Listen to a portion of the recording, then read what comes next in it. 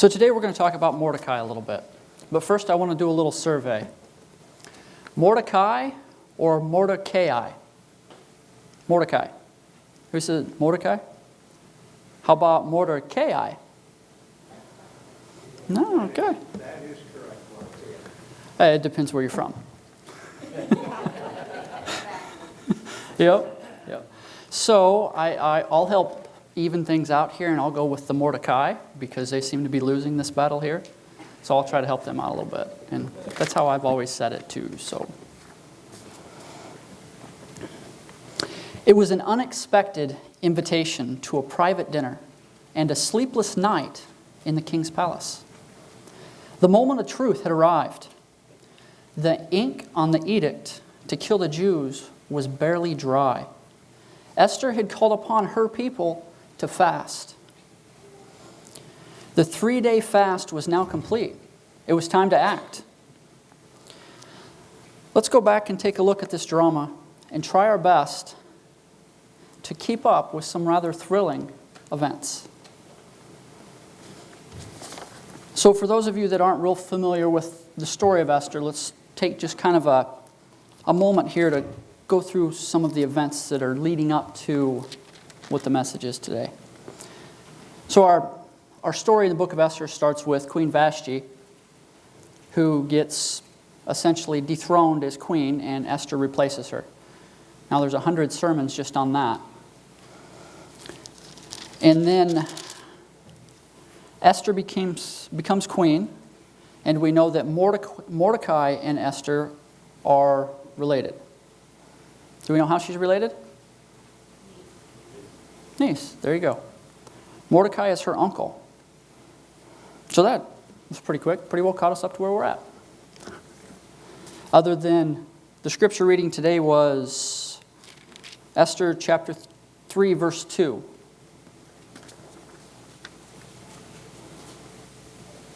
And all the king's servants who were within the king's gate bowed and paid homage to Haman, for the king had commanded concerning him, but Mordecai would not bow or pay homage.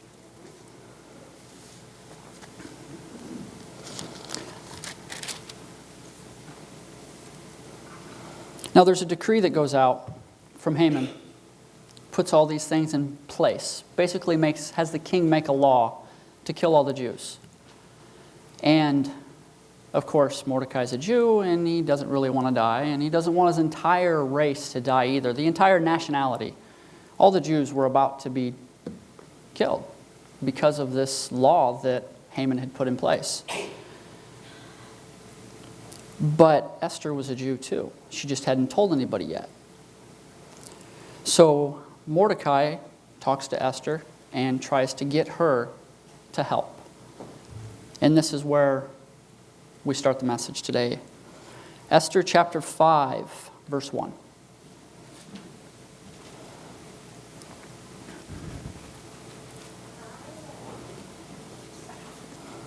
Now it happened on the 3rd day that Esther put on her royal robes and stood in the inner court of the king's palace, across from the king's house, while the king sat on his royal throne in the royal house, facing the entrance of the house. So it was, when the king saw Queen Esther standing in the court, that she found favor in his sight. And the king held out to Esther the golden scepter that was in his hand. Then Esther went near and touched the top of the scepter. There's a lot going on just right there. I don't think, under normal circumstances, the king would have been too pleased that Esther came in and interrupted the business of the Persian court. I don't think he would have been very happy with the violation of the Persian protocol that was there. She wasn't supposed to enter without being invited, and she hadn't been invited.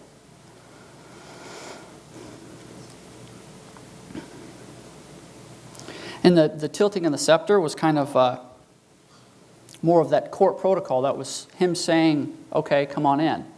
Because if he wouldn't have tilted the scepter, there was a guard standing at the doorway, and he would have dealt rather unkindly with her. If he would not have tilted that scepter, our story would have ended there.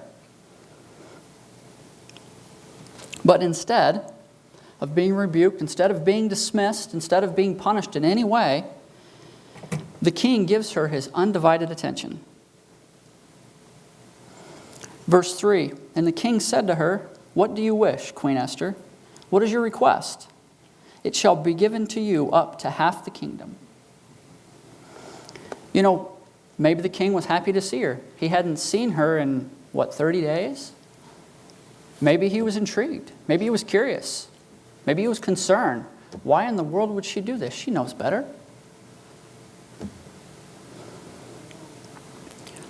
Verse 4, so then Esther answered, "If it pleases the king, let the king and Haman come today to the banquet that I have prepared for him." So in other words, she goes in and says, "Come with me after you're done. I've prepared a banquet for you. Come and eat with me, and bring your prime minister Haman with you." Now remember, Haman was the one that's trying to kill all the Jews. This plan of hers, it's genius. By inviting Haman, she has fed into his ego. She's able to blind him through his ego. Otherwise, he would be suspicious. He would be like, okay, what's going on here? Why does the queen want to talk to the king? What's so important? He would be suspicious. He'd be concerned. But because she was able to feed into his ego, he was blinded by it.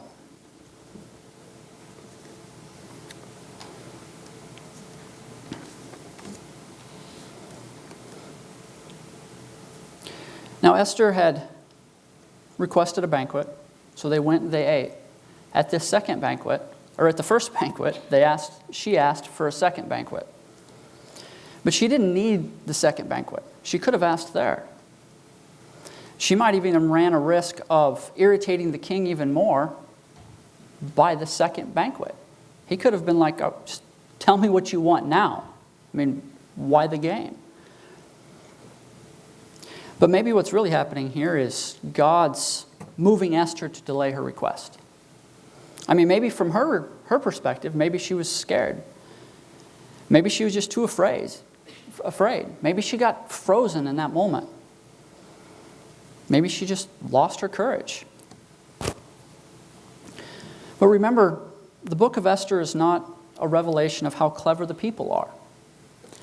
It's a dramatic demonstration of how clever God's people are. No, how clever God is. It's how clever God is. How brilliantly wise He is. But there's also a little prophecy in here too. So right now, unless God does something that night to change the course of events, Mordecai is less than 24 hours away from being hanged. Something must happen to put Mordecai in a place of great favor before the king. Something that Esther could have never arranged herself. So look at verse 9.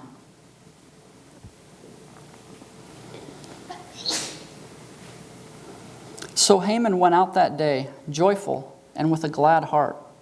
But when Haman saw Mordecai in the king's gate, and that he did not stand or tremble before him, he was filled with indignation against Mordecai.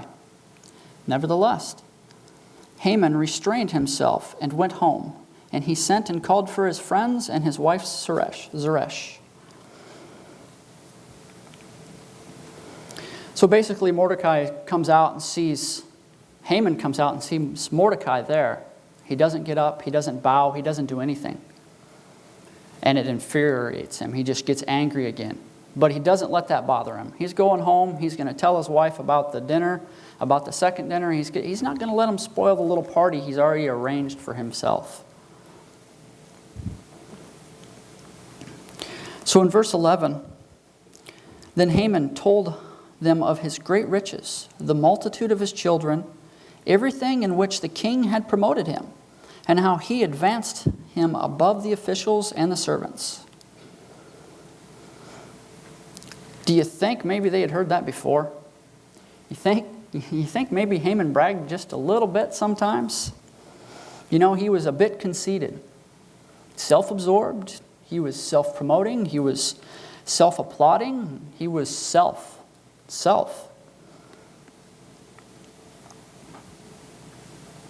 Verse 12, moreover, Haman said, besides, Queen Esther invited no one but me to come in with the king to the banquet that she prepared. And tomorrow I am again invited by her along with the king. So he's starting his brag a little bit, but then something catches him. Yet all this avails me nothing, so as long as I see Mordecai the Jew sitting at the king's gate. This man, Haman, he was the second in command of the kingdom. Second, just below the king. He had everything going for him. But yet he was so bent on proving his superiority to everyone that he couldn't get past Mordecai. I have a simple illustration. 2 small quarters. These 2 small quarters sitting here are very easy to ignore. You just look around, look past them. No big deal. Hold them in my hand, no big deal. But if I take these 2 quarters and I hold them out here like this, and I start bringing them in closer and closer and closer, I can't see anything anymore. Completely blinded by 2 small, insignificant little quarters. It's exactly how Haman was acting towards Mordecai. Mordecai was nothing to him. He could have just simply ignored him and been the second in command for as long as he lived. But he just couldn't get past Mordecai.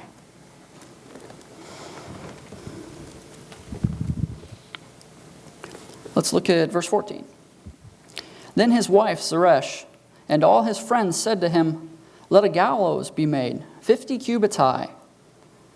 And in the morning suggest to the king that Mordecai be hanged on it. Then go merrily with the king to the banquet.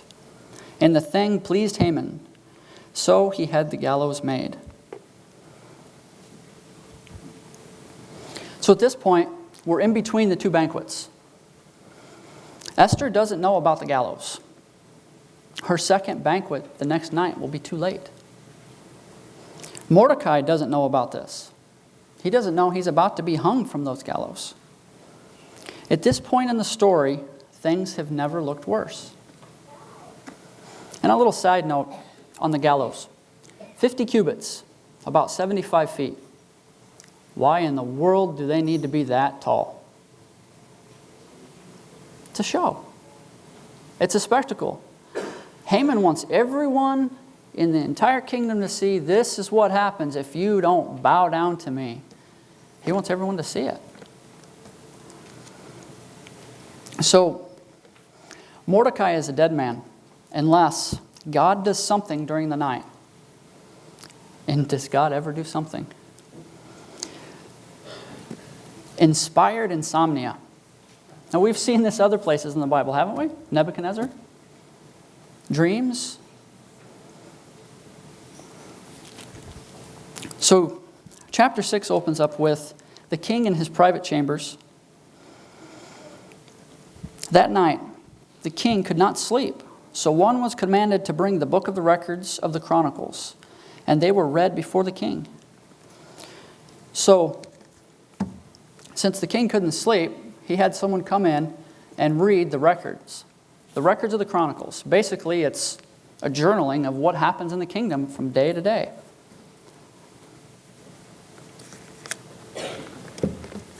Sorry, I have to turn my page.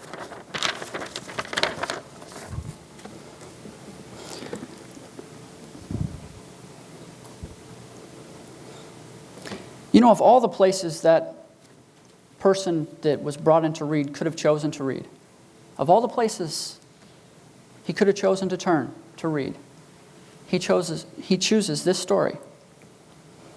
And it was found written that Mordecai had told of Bigtha and Teresh, 2 of the king's eunuchs, the doorkeepers who had sought to lay hands on the king. Do you suppose it was by chance that the person reading the Chronicles came across the story about Mordecai? No way. Then the king said, "What honor or dignity has been bestowed on Mordecai for this?" This is where it gets even better.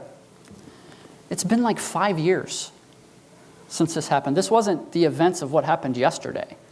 This is the events of what happened 5 years ago.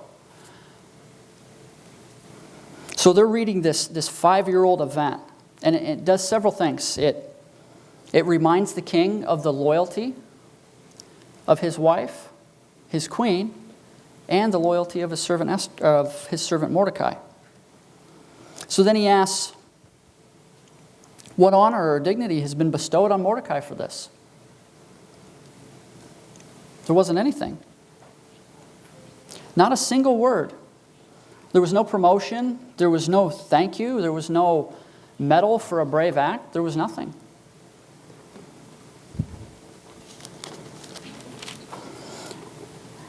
Now back to Haman for a minute. So Haman had finished building the gallows, and he was so excited he couldn't sleep.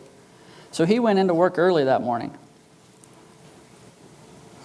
Verse 5, it says, "The king's servant said to him, 'Haman is here, standing in the court.' And the king said, 'Let him come in.'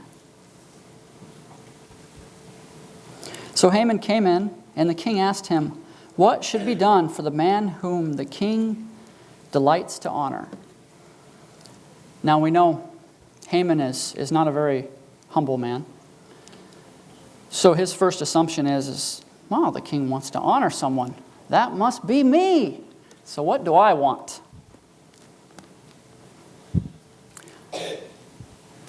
Now Haman thought in his heart, "Whom would the king delight to honor more than me?"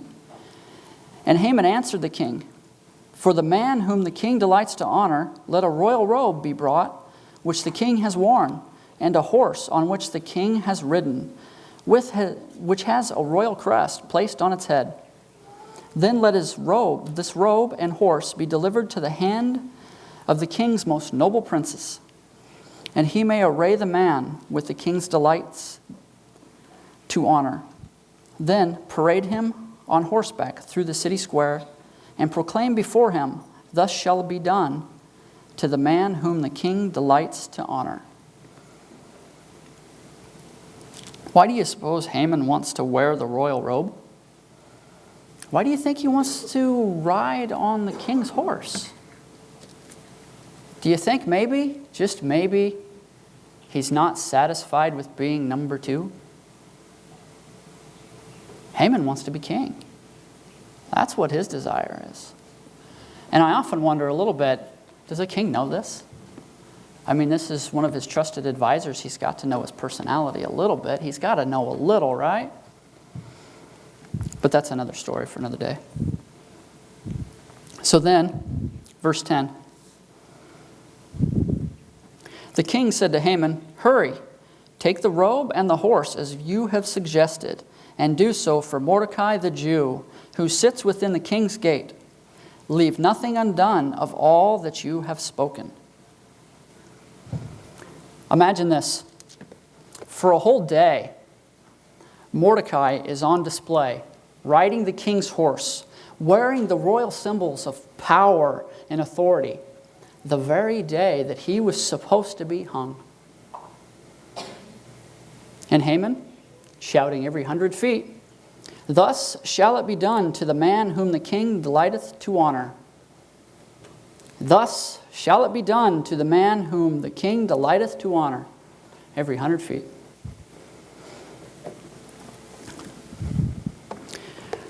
If you look at verse 12, it says, after this, it says, "Afterward, Mordecai went back to the king's gate. But Haman hurried to his house, mourning with his head covered." Do you suppose maybe Mordecai was a little embarrassed about his ride on the horse? I mean, we know from the story that Mordecai is not the boastful, proud man that Haman is. So you see Mordecai going back to the gate. He doesn't go home to tell his family, "Hey, guess what happened? I got to ride on the king's horse. I was paraded around the city." He goes back to work. But Haman hangs his head in shame and mourning and goes back home. The pieces are starting to fit together. A king who can't sleep. A queen who delays in making her petition until the second banquet. A servant who turns to the right page in the book of the Chronicles. A man who saves the king's life but isn't rewarded for 5 years. A man at the top of his world who is now leading a horse like a servant to the public square upon which sits his mortal enemy. Only God can arrange these events. Only God could make these details come together like that, all in one sleepless night. There are 3 profound insights into the providence of God that we can learn from these passages. First, God is at work even when circumstances are uncontrollable. Secondly, God is at work even when life is unpredictable. God is at work even when sin seems unstoppable. Psalms 121 verse 4 says, God never slumbers or sleeps. So when you have trouble sleeping at night, God's awake with you. And when you do finally drift off to sleep, He doesn't. He works on. God is at work even when the circumstances just seem uncontrollable. They seem unstoppable. Now, I mentioned earlier that Esther has a little bit of prophecy in it. So we'll turn to Revelation chapter 13, and we'll kind of go over that just a little bit. Revelation chapter 13, verse 11.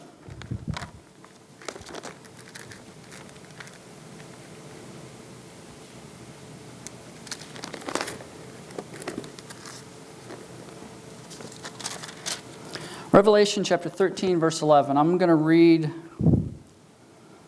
through verse 17. Then I saw another beast coming out of the earth, and he had 2 horns like a lamb and spoke like a dragon. And he exercises all the authority of the first beast in his presence, and causes the earth and those who dwell in it to worship the first beast, whose deadly wound was healed. He performs great signs, so that he even makes fire come down from heaven on the earth in the sight of men. And he deceives those who dwell on the earth by those signs which he was granted to do in the sight of the beast, telling those who dwell on the earth to make an image to the beast, who was wounded by the sword and lived. He was granted power to give breath to the image of the beast, that the image of the beast should both speak and cause as many as would not worship the image of the beast to be killed. He causes all, both great and small, rich and poor, free and slave, to receive a mark on their right hand and on their foreheads. And no one may buy or sell except one who has the mark, or the name of the beast, or the number of his name. Now there's quite a bit going on here in these few passages. But what we're going to look at is what this has to do with Esther, what it has to do with Mordecai. And we'll start looking at that with verse 12. I'll read that again.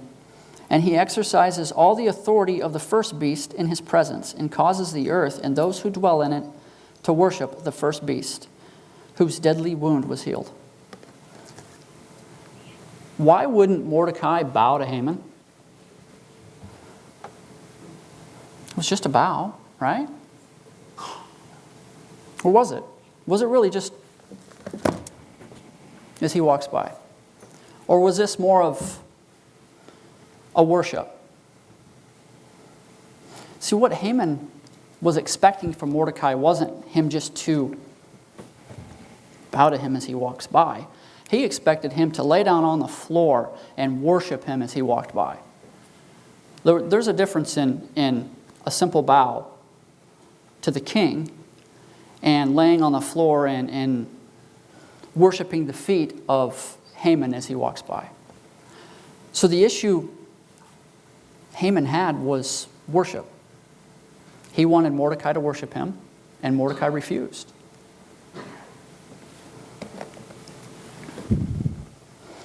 Let's look at verse 15 here.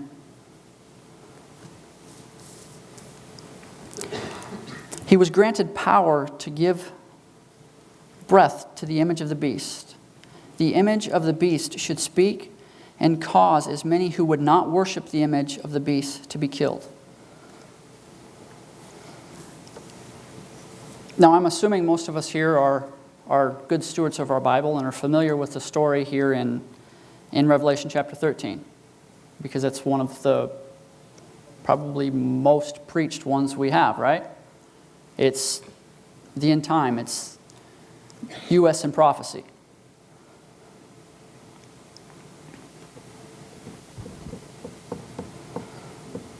So what's the issue with the end time?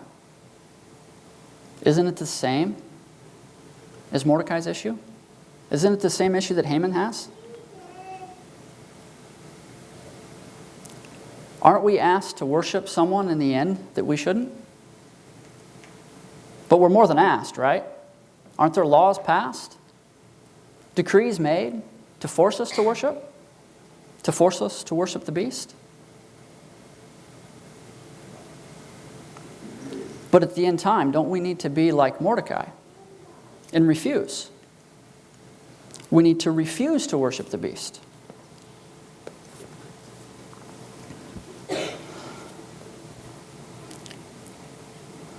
See, it's all about worship. And that's what it's always been. Satan's always wanted us to worship him and not God. See, Haman's kind of like Satan. Haman wanted to be first. Satan wanted to be first. So we have to choose. Do we be like Mordecai and refuse to bow to Satan, refuse to bow to the beast, or do we give in? Let's look at, I've still got a little time, let's look at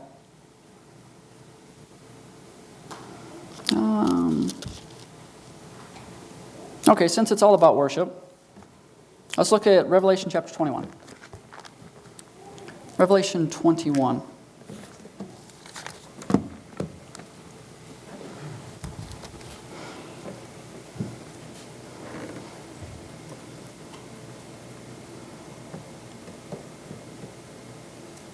What was Mordecai's reward? What reward did Mordecai get for being a good servant for his king? He got promoted, didn't he? Didn't he get promoted all the way up to number 2? Right there behind the king. He actually got Haman's position, didn't he? There's something to think about. So after Christ returns is where we're at now. I know we've went rather far, rather quick, but Revelation chapter 21 talks about the new heaven, about our reward if we worship Christ and not Satan. Revelation 21, verse 1. Now I saw a new heaven and a new earth, for the first heaven and the first earth had passed away, and there was no more sea. Then I, John, saw the holy city, New Jerusalem, coming down out of heaven from God, prepared as a bride adorned for her husband. And I heard a loud voice from heaven saying, Behold, the tabernacle of God is with men, and he will dwell with them, and they shall be his people.